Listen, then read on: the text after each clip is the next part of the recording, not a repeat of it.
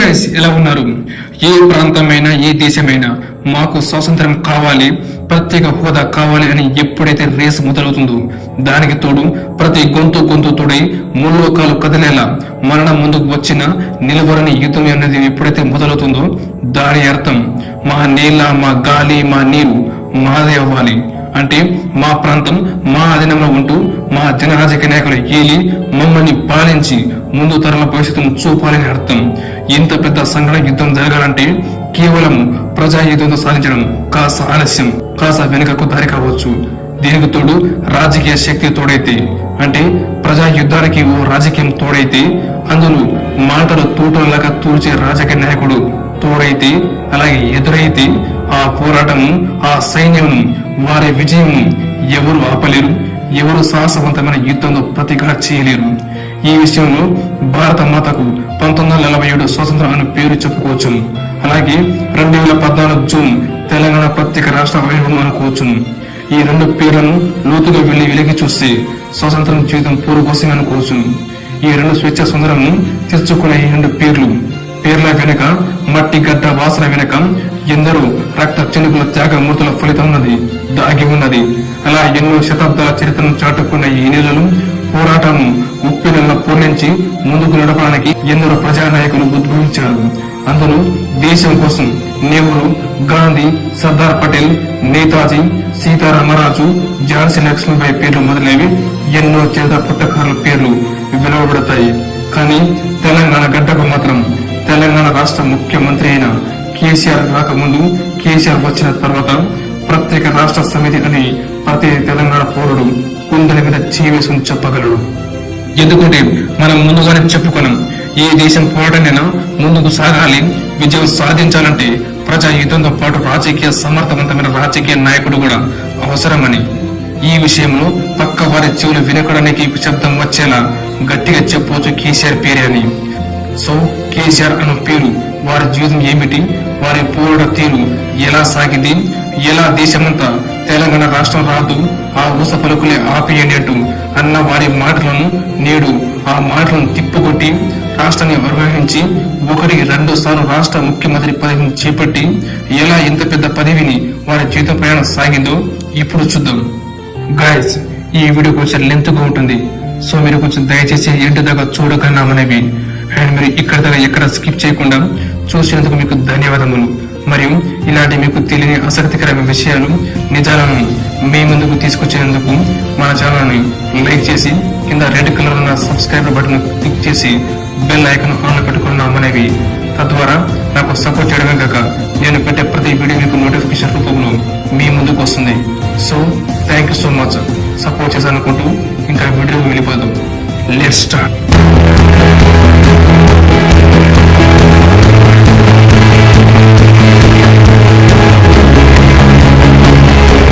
అది 1954 ఫిబ్రవరి 17న కల్వకోట్ల చంద్రశేఖరరావు గారు మెదక్ జిల్లా చింతమడక గ్రామంలో రాఘవరావు వెంకటమ్మ దంపతులకు జన్మించారు. ఈ పేరు ఇప్పుడు తెలంగాణ రాష్ట్రమంతటా సింహంగా గర్జిస్తూ పాలిస్తున్నది. ఎగువ మానేరు డ్యాం నిర్మాణంలో వారి భూములను కోల్పోయి దానికి పరిహారం తీసుకొని చింతమడక గ్రామానికి వచ్చి స్థిరపడిపోయారు వారి కుటుంబం. కేసీఆర్ గారు చిన్నతనం నుండి నలుగురులో ఒకటిగా 10 మందికి నాయకుడిగా ఉండాలని అనుకునేవారు. ఇంకా చిన్నప్పటి నుంచి సీనియర్ నటుడు ఎన్టీఆర్ అంటే కేసీఆర్ గారికి ఓ పెద్ద అభిమానం, పిచ్చి ఉండేది. అలాగే కేసీఆర్ గారు చిన్నతనం నుండి మధ్యతరగతి జీవితం అనుభవించాడు. ఇంకా చదువు విషయానికి వచ్చినట్లయితే ప్రాథమిక విద్య అంతా తన స్వగ్రామంలో చదివాడు. హై స్కూల్, కాలేజ్ చదువుల కోసం సిద్దిపేటకు వెళ్ళేవాడు. అలా ఇంటర్ కాలేజ్ చదువుతున్న సమయంలోనే 1969 ఏప్రిల్ 23న శోభాకారితో వివాహం జరిగింది. అలా వివాహం అయిన తర్వాత సిద్దిపేట డిగ్రీ కాలేజీలో చరిత్ర, రాజనీతి శాస్త్రం, తెలుగు సాహిత్యం సబ్జెక్టులుగా BA చేసి తర్వాత ఉస్మానియా విశ్వవిద్యాలయంలో MA తెలుగు చదివారు. అలాగే ఇంటర్ చదువుతున్న సమయంలోనే సంజయ్ గాంధీ స్థాపించిన యూత్ కాంగ్రెస్ లో చేరారు. తర్వాత డిగ్రీ చదువుతున్న సమయంలోనే విద్యార్థి నాయకుడిగా ఉండేవారు. అలా ఒకసారి విద్యార్థి సంఘ అధ్యక్షులుగా మీద పోటీ చేసి ఓటమిని మొదటిసారి చూశారు కేసీఆర్ గారు. దీనితో తన రాజకీయ ప్రతిఘటనను అక్కడే సాగించకుండా బయట రాజకీయంలో కూడా పాలు పంచుకోవాలని ఆ కాలంలోనే ప్రణాళికలు సిద్ధం చేసుకునేవారు. అలా సాఫీగా ప్రయాణం సాగుతున్న తన జీవితం తెలంగాణ సాధన కోసం పోరాటం చేస్తున్న ఈ మదన్ మోహన్ రావు గారి దగ్గర రాజకీయ శిష్యరికం నేర్చుకోవాలని వెళ్లారు. అప్పుడు ఆయన కాంగ్రెస్ పార్టీలో కాంగ్రెస్ ఎమ్మెల్యేగా పనిచేస్తున్నారు. ఆ తర్వాత కేసీఆర్ గారు డిగ్రీ పూర్తి అవగానే పూర్తిగా మదన్ మోహన్ గారి దగ్గర శిష్యరికంగా చేరుకున్నారు. ఆయన దగ్గర ఉన్నప్పుడే తెలంగాణ జీవితం పూర్వంతా నరాలకి జీర్ణించకపోతుంది. ఆ తర్వాత గోవిలో చేరి ఏమీ చేశారు కేసీఆర్ గారు. ఇంకా రాజకీయంలోకి అడుగు పెట్టిన తరుణంలోనే కేసీఆర్ కి 1976 జూలై 24న కొడుకు జన్మించారు. అలాగే అప్పుడే ఎన్టీఆర్ మీద వీరాభిమానం ఉన్న కేసీఆర్ గారు కొడుకు పేరును తారక రామారావు అని పేరు పెట్టారు. ఆ తర్వాత 1978 మార్చి 13న కూతురు కవిత జన్మించారు. అలాగే కేసీఆర్ గారు యూత్ కాంగ్రెస్ నాయకుడిగా మదన్ మోహన్ గారి శిష్యుడుగా రాజకీయంలోకి చురుకుగా తెలివిగా పనిచేసేవారు. అలా 1978లో వచ్చిన మధ్యంతర ఎన్నికలు గురువు అయిన మదన్ మోహన్ గెలిపించడం కోసం ఎన్నో ప్రణాళికలు తనకు తానే సిద్ధం చేసుకునేవారు. తాను ప్రణాళికలు సిద్ధం చేసుకున్నట్టుగానే గురువు మదన్ మోహన్ రావు గారు గెలిచారు. ఆ తర్వాత సంజయ్ గాంధీ యూత్ కాంగ్రెస్ తరఫున వచ్చే ఎన్నికలు ఎమ్మెల్యేగా పోటీ చేయడానికి టికెట్ అడుగుదామని ఎన్నో ఆశలతో ఢిల్లీ వెళ్దామని అనుకున్నారు. కానీ 1980 జూన్ 23న హఠాత్తుగా సంజయ్ గాంధీ ఓ విమాన ప్రయాణంలో చనిపోయారు. దీనితో ఇప్పుడు ఏం చేయాలో అర్థం కాలేదు కేసీఆర్ కి. ఇందిరాగాంధీతో మాట్లాడదామంటే ఏ తోగడం లేదు. ఎందుకంటే ఇక్కడి నాయకులు ఇందిరాగాంధీతో మాట్లాడేందుకు అవకాశం ఇవ్వడం లేదు. ఇంకా దిక్కు చూకుని అయమంలో ఉన్న కేసీఆర్ కి ఆ సమయంలో ఓ వెలుగుల నందమూరి తారక రామారావు కనబడ్డారు. ఎన్టీఆర్ గారు 1982లో తెలుగుదేశం పార్టీ స్థాపించారు. సుమారు 13 సంవత్సరాలు కాంగ్రెస్ లో పనిచేసి కేసీఆర్ కాంగ్రెస్ పార్టీకి సభ్యత్వాన్ని రాజీనామా చేసి ఎన్టీఆర్ గారి పార్టీలో చేరారు. సామాజిక అంశాలపై కేసీఆర్ కి ఉన్న పట్టును చూసి ముగ్ధుడైన ఎన్టీఆర్ గారు 1983లో సిద్దిపేట నియోజకవర్గ ఎమ్మెల్యే టికెట్ ను కేసీఆర్ గారికి ఇచ్చారు. అయితే ఈ ఎన్నికలో తన రాజకీయ గురువు అయిన మదన్ మోహన్ గారి మీదే పోటీ పడాల్సి వచ్చింది. ఈ విషయంలో లోపల బాధ ఉన్న రాజకీయంలో సెంటిమెంట్ కు తోవ ఉండదు కనుక గురువు మీదనే పోటీ చేయాల్సి వచ్చింది. అయితే ఈ ఎన్నికలు గట్టి పోటీ ఇస్తూ కేవలం 887 స్వల్ప తేడాతో గురువు మీద ఓడిపోయారు కేసీఆర్ గారు.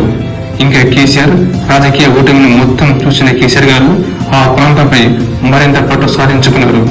అలా 1985లో జరిగిన మధ్యంతర ఎన్నికలు టి మహేందర్ రెడ్డి మీద పోటీ చేసి 16,156 ఓట్ల మెజార్టీతో మొట్టమొదటి రాజకీయ విజయాన్ని అందుకున్నారు కేసీఆర్ గారు. దీనితో కేసీఆర్ పనితీరు చూసి మెచ్చుకున్న ఎన్టీఆర్ గారు 1987లో తన మంత్రివర్గంలో కరువు నివారణ రవాణ మంత్రిగా బాధ్యతలు అప్పచెప్పారు.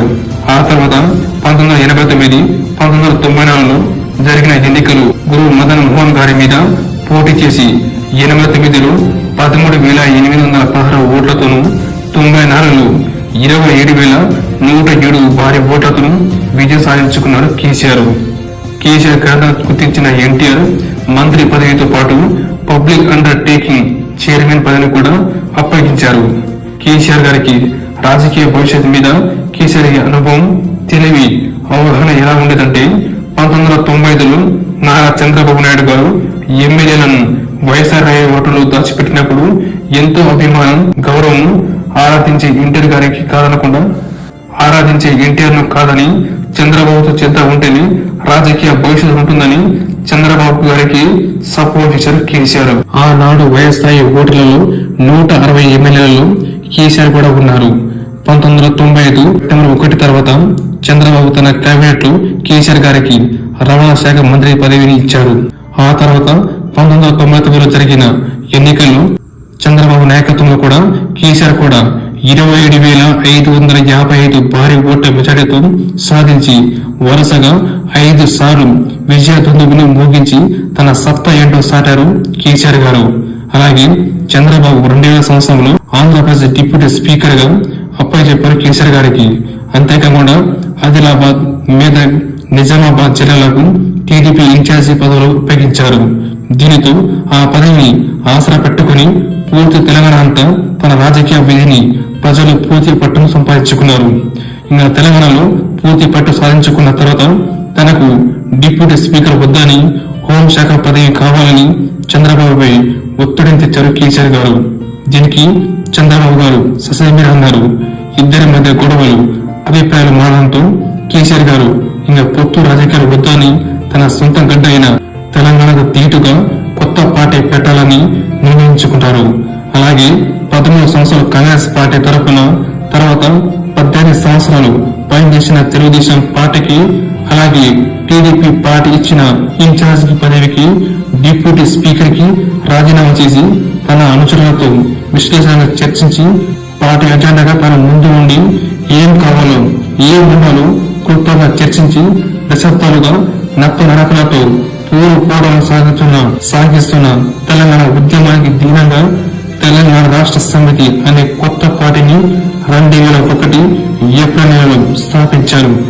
పార్టీ పెట్టిన అనుకరణము, అలాగే తొలి ఉద్యమకారుడిగా పేరు కాచుకున్న జయశంకర్ గారి దగ్గర పార్టీ కార్యాచరణ ఎలా ఉండాలో రూపొందించారు. ఆయన దగ్గర తెలంగాణ పోరు ఎలా సాగింది, ఎలా అణచబడిందో, ఎందుకు సాధించలేకపోయారో మొదలైనవి రోజు తిరగబడి మొత్తం నేర్చుకున్నాడు. అక్కడ కేసీఆర్ కి జయశంకర్ ఒక మాట చెప్పారు. ఎలాంటి ఉద్యమమైనా సాధించాలంటే దానికి రాజకీయం తోడైతే, అంటే ప్రజాశక్తి ముందు రాజకీయ శక్తి తోడైతే ఉద్యమం విభజించి పోరాటం గెలుపుకు దారి చూపునని చెప్పారు. ఇన్నాళ్లకు మాకు ప్రజాశక్తి ఉంది కానీ రాజకీయ శక్తి లేదు కాబట్టి తెలంగాణ స్వాతంత్ర పూర్వంలో నీ పేరు, నీ అడుగు ఖచ్చితంగా ఉండాలని, అది ముందుకు ఉండాలని, నీ దారి అందరి జీవితాలను మారుస్తూ తెలంగాణ విముక్తికి దారి చూపుతుంది కనుక చిట్ట చివరి దాకా ఉద్యమ పూర్వలో నిలబడాలని చెప్పారు. దీనితో బలం బలహీనతను తెలుసుకున్న కేసీఆర్ గారు అంతకుముందు తెలంగాణ జిల్లాలో పూర్తి పట్టు ఉంది కనుక 2001 ఏప్రిల్ 15వ తేదీన కరీంనగర్ నడిబొడ్డున తొలి బహిరంగ సభ నిర్వహించారు కేసీఆర్ గారు. కేసీఆర్ నిర్వహించిన ఈ సభకు ఎవరు వస్తారులే అని తేలికగా చురుకుగా చూసిన ఆంధ్ర నాయకులు ఆ సభకు దాదాపు 2 లక్షల మంది వచ్చి ఆంధ్ర నాయకులకు ఒక్కసారిగా దడ కొట్టించాడు. ఈ ప్రపంచం జాతీయ మీడియాకు కూడా ఆకర్షించింది. తర్వాత కేసీఆర్ గారు ఎమ్మెల్యే పదవిని రాజీనామా చేసి 2001లో బై ఎలక్షన్లకు వెళ్లాడు. అంతేకాదు టీఆర్ఎస్ పార్టీకి ఇదే తొలి రాజకీయ సవాల్ కూడా. ఆ ఎలక్షన్ లో టీడీపీ అభ్యర్థి శ్రీనివాసపై 58,712 ఓట్ల భారీ మెజార్టీతో గెలిచి తన సత్తా ఏమిటో ఆంధ్ర వాళ్లకు మరోసారి చూపించాడు. ఈ దెబ్బతో వేరే పార్టీలు వారి పదవుల మీద అసంతృప్తిగా ఉన్న వారిని గుర్తించి వారిని టీఆర్ఎస్ పార్టీలో చేర్చి పార్టీని బలపరుచుకున్నారు కేసీఆర్ గారు. వారిని పార్టీలో సచివ స్థానంలో స్థానమిచ్చారు. అలాగే చంద్రబాబు నాయుడు గారు హోంమంత్రి పదవి ఇవ్వలేదని, అలాగే ప్రత్యేక తెలంగాణ అవసరమని భావించి చంద్రబాబు గద్దెను దించాలని అప్పట్లో వైఎస్ రాజశేఖర రెడ్డి గారు మేము అధికారంలోకి వస్తే మీకు తెలంగాణను ఇప్పిస్తానని సోనియా గాంధీ గారితో హామీ ఇప్పించాడు. దీనితో సోనియా గాంధీ గారు హామీ ఇవ్వడంతో కాంగ్రెస్ తో పొత్తు పెట్టుకుని ఆ ఎలక్షన్ లో దిగారు. ఆ ఎలక్షన్ లో టీఆర్ఎస్ కు 26 అసెంబ్లీ స్థానాలు, 5 లోక్సభ స్థానాలు వచ్చాయి. అంతేకాదు ఆంధ్రప్రదేశ్ లో 3వ ప్రధాన పార్టీగా పేరుగాంచింది టీఆర్ఎస్ పార్టీ. అంతేకాకుండా యూపీఎస్ ప్రభుత్వం సపోర్ట్ చేసినందుకు ఎంపీలుగా ఉన్న కేసీఆర్ కు ఆలయకు కేంద్ర మంత్రి పదవులు దక్కాయి. అలా కొన్నాళ్ళు సాఫీగా సాగాయి. కానీ సంవత్సరాలు గడిచిన కాంగ్రెస్ ప్రభుత్వం ప్రత్యేక తెలంగాణ విషయం ఊసి ఎత్తలేదు. కేసీఆర్ తెలంగాణ విషయం ఎత్తగానే రాజశేఖర్తో పాటు మరికొంత కాంగ్రెస్ నాయకులు కేసీఆర్ నోరును ఆపేవారు. దీనితో కేసీఆర్ గారు ఎంపీ పదవిని, కేంద్ర మంత్రి పదవిని రాజీనామా చేసి బై ఎలక్షన్ లో దిగారు. ఈసారి కరీంనగర్ లో పోటీ చేశారు కేసీఆర్. అక్కడ 2 లక్షల భారీ మెజార్టీతో గెలుపు పొందారు. ఇక్కడ ఆలోచించాల్సిన విషయం ఏమిటంటే కేసీఆర్ గారు పోటీకి పడ్డ ప్రతిసారి తెలంగాణ ప్రజలు భారీ మెజార్టీతో గెలుపుస్తూనే వచ్చారు. ఇదే సమయంలో కేసీఆర్ కు గట్టి దెబ్బ పడింది. కాంగ్రెస్ పార్టీ వాళ్ళు టీఆర్ఎస్ ఎమ్మెల్యేలను కొన్నారు. మరోపక్క చంద్రబాబు గారు తన పత్రికలో చెడు ప్రచారం కేసీఆర్ మీద మొదలు పెట్టారు. దీనితో టీఆర్ఎస్ పార్టీ కనుమరుగ దిశకి వెళ్లిపోయింది.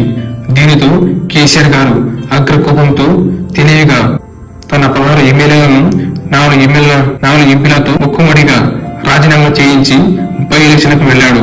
కానీ ఇక్కడ 16 ఎమ్మెల్యే గాను 7 ఎమ్మెల్యేలను 4 ఎంపీలు గాను 2 ఎంపీ స్థానాలను గెలుచుకొని తెలంగాణలో నవ్వుల పాలు అయ్యాడు. దీంతో టీవీ ఛానళ్లు, పత్రికలు టీఆర్ఎస్ పని అయిపోయిందని ప్రచారం మొదలు పెట్టాయి. ఆ తర్వాత వచ్చిన సార్వత్రిక ఎన్నికలు టీడీపీతో పొత్తు పట్టుకొని పోటీ చేశారు. కానీ ఈసారి కూడా 10 ఎమ్మెల్యేలను 2 ఎంపీ సీట్లను సరిపెట్టుకోవాల్సి వచ్చింది టీఆర్ఎస్ పార్టీ. టీడీపీ పార్టీ కూడా సరైన మెజార్టీ రాకపోవడంతో ప్రతిపక్షానికి పరిమితం అయిపోయింది. అలాగే ఇటు కేంద్రంలోనూ రాష్ట్రంలోనూ కాంగ్రెస్ పార్టీ అధికారంలోకి వచ్చేసింది.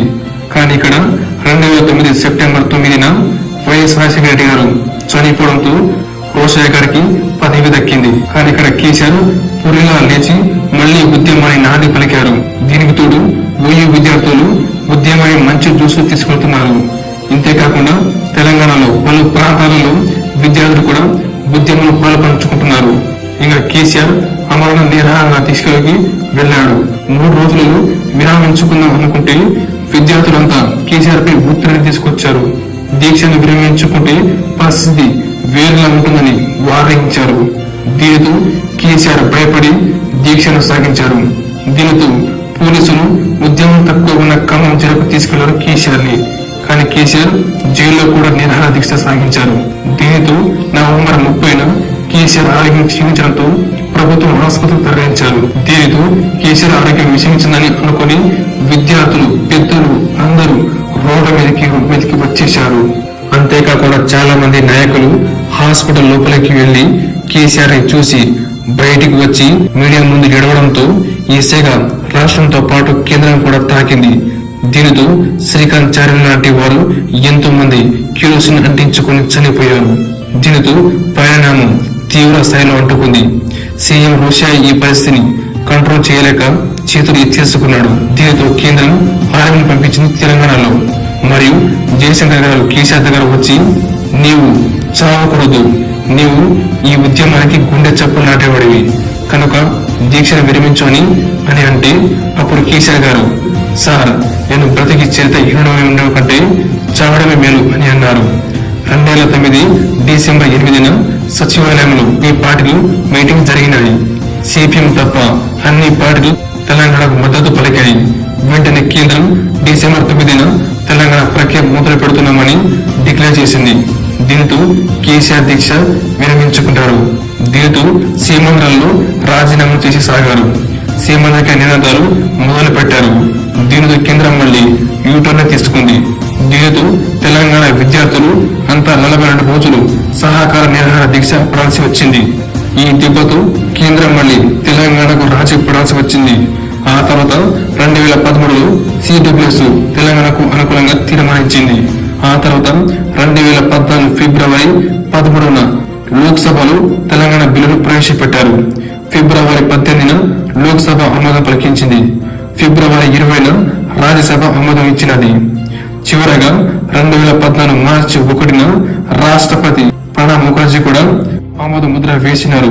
దీనితో తెలంగాణ దశాబ్దాల కళ నెలవేరింది. ఆ తర్వాత 2014 సార్వత్రిక ఎన్నికలు. ఇటు బాబు, పవన్ కళ్యాణ్, అటు మోదీ, మరోపక్క తెలంగాణ ఇచ్చింది మేమే, తెచ్చింది మేమని నినాదంతో ముందుకు సాగుతుంది సోనియా గాంధీ. తెలంగాణ ప్రజలు మాత్రం టీఆర్ఎస్ కు 117 అసెంబ్లీ స్థానాలు, 63 అసెంబ్లీ స్థానాలు, 17 లోక్సభ స్థానాలకు 11 లోక్సభ స్థానాలకు గట్టు పెట్టారు. దీనితో తెలంగాణ 2014 జూన్ 2న దేశంలో 29వ రాష్ట్రంగా ఆవిర్భవించింది. దీనితో కేసీఆర్ తెలంగాణ మొట్టమొదటి ముఖ్యమంత్రిగా అదే రోజు మధ్యాహ్నం 2 గంటలకు బాధ్యతలు చేపట్టి చరిత్రను సృష్టించారు. దీనితో కేసీఆర్ గారు 2 సార్లు తెలంగాణ రాష్ట్ర ముఖ్యమంత్రిగా పదవిని బాధ్యతలు చేపట్టుకున్నారు. ఈ పదవి కాలంలో కేసీఆర్ గారు ఎన్నో సంక్షేమ పథకాలు సృష్టించి ప్రజల మన్ననను పొందుతున్నారు. అవి రైతు బంధు పథకం, అమ్మఒడి, కేసీఆర్ కిట్టు, ఆరోగ్య లక్ష్మి పథకం, కళ్యాణ లక్ష్మి, షాదీ ముబారక్, చేనేత లక్ష్మి, తెలంగాణ ఆసరా పింఛను, తెలంగాణ గ్రామ జ్యోతి, పల్లె ప్రగతి, హరితారము, టీ సాటు, మిషన్ కాకతీయ, మిషన్ భగీరథ, లాంటి ఎన్నో పథకాలు సృష్టించి ప్రజల మన్ననను అలాగే దశాబ్దాల కలగంటున్న నేల, నీరు, గాలిని ప్రజల చేతులకు అందిస్తూ దేశంలోని ఉన్నత స్థానంలో తెలంగాణ ముందుకు తీసుకెళ్తున్నారు కేసీఆర్ గారు. సో గైస్, వీడియో చాలా లాగ్ అయింది అనుకుంటున్నాను. చివరి దాకా చూసినందుకు మీ అందరికీ ధన్యవాదములు. మరియు వీడియో ఎలా అనిపించిందో కింద కామెంట్ చేయండి మరియు ఛానల్ సబ్స్క్రైబ్ చేయండి. జై హింద్. Thank you so much. Bye bye.